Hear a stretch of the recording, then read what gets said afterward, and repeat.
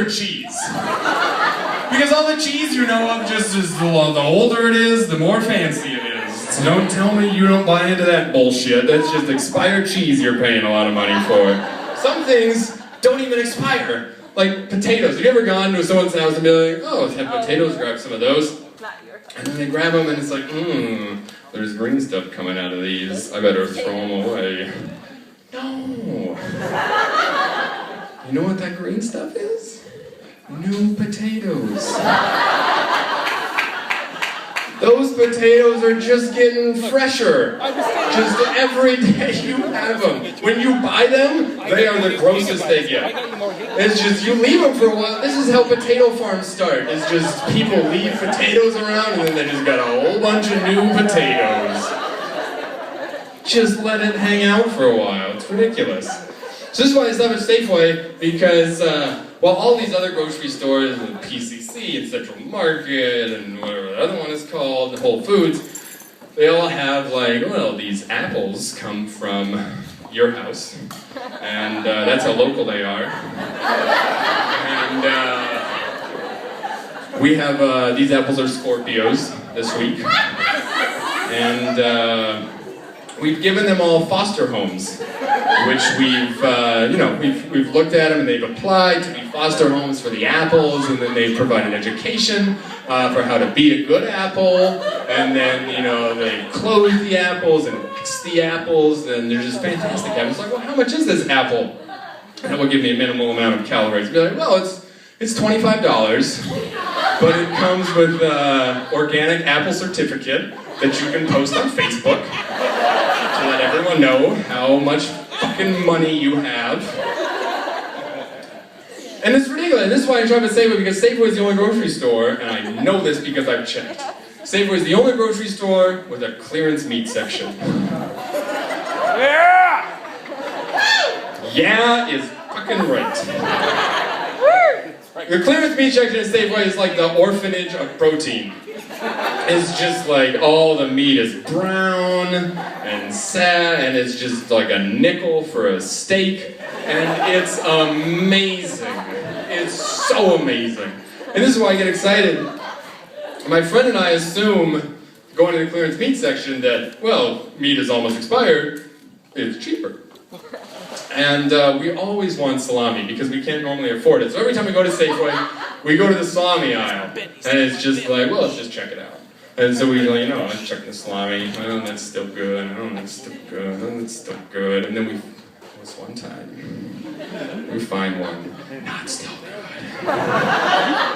So expired. But I know from my expiration date knowledge, salami just becomes better salami. That's how it works. And so we grabbed the salami and we're super excited. It was like a silent movie when we found it, like, Still okay, you're smart. sprint up to the register, we throw it on the conveyor belt like, ha-ha! One for our tide. And the guy rings it up, full price. And I said, oh, no. Sir, I think you made a mistake. That salami is expired. And he was like, oh, I'm so sorry. Like we caught him. Like we were secret shoppers. Like he's like, and he's like, had to get away from the salami. And I was like, no. We just need our discount. It's not a big deal. Just make it less monies. How hard is that? And he said, oh, I can't do that. It's expired salami. He's like, I have to throw it away. And I said, is it going to be in that garbage can? Or that garbage can? Because I won't pass up an offer on free better salami. That's definitely not going to happen.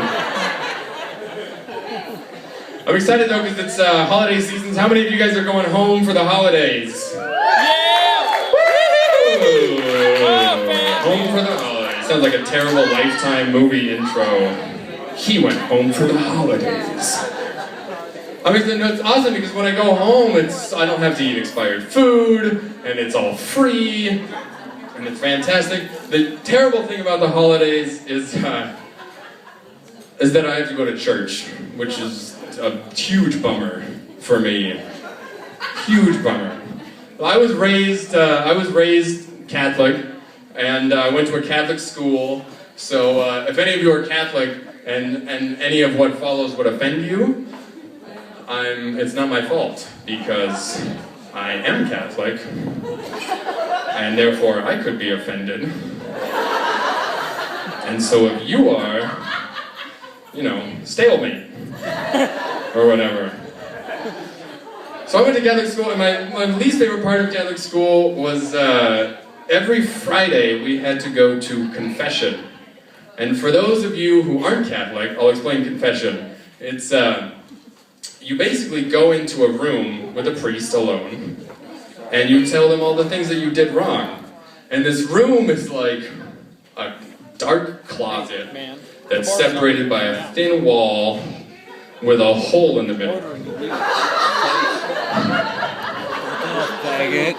And I hate, if you can imagine like the fanciest glory hole ever, that's what it's like.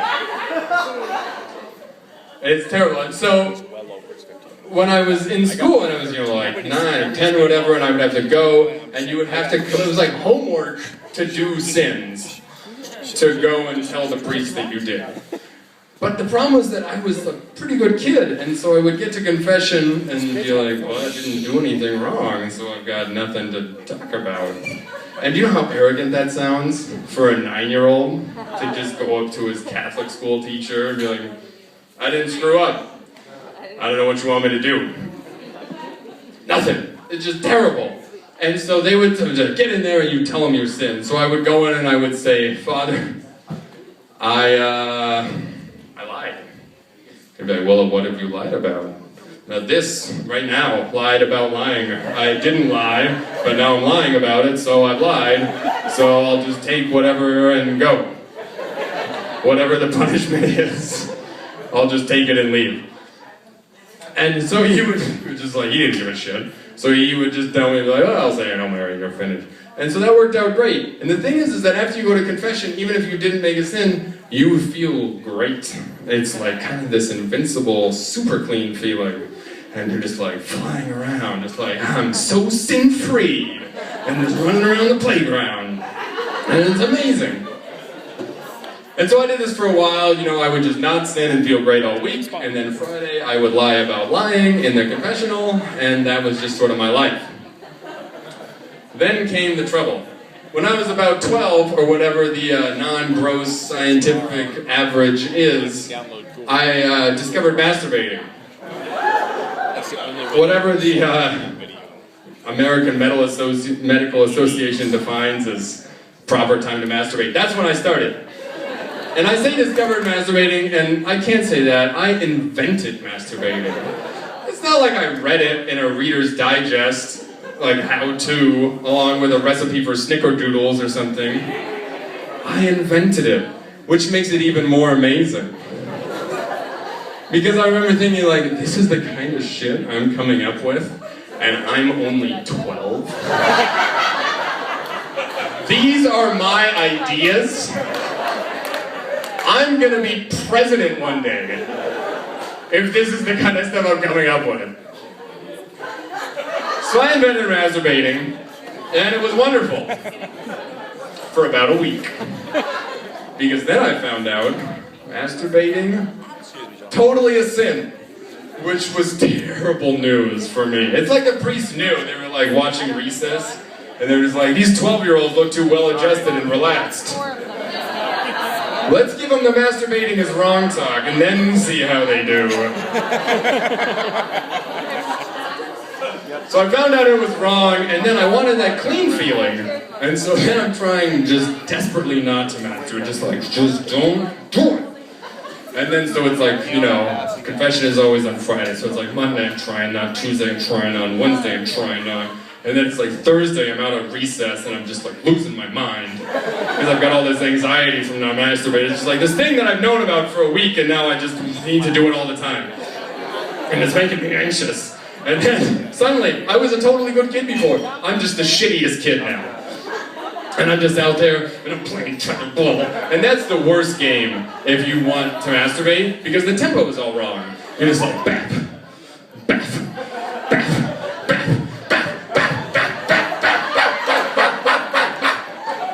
It's horrible. It's the exact same rhythm. It's what the fuck? And just like this pole, and there are balls swinging around it. What am I supposed to do with that? And then so I just have these insane tetherball games where I'm just an asshole to everyone. And I was pretty good at tetherball, so I would beat people. And then they're like in their face, like, yeah, what? Tetherball. And then their parents would call my mom and be like, you know, your son was quite the character today at recess, made my son cry.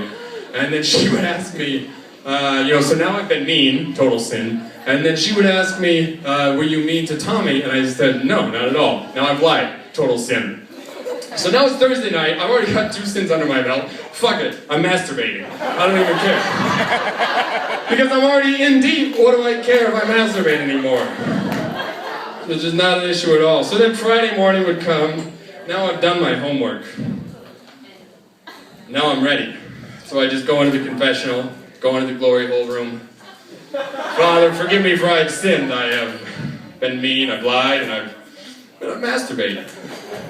And he would say, well, let's just get those sins forgiven then.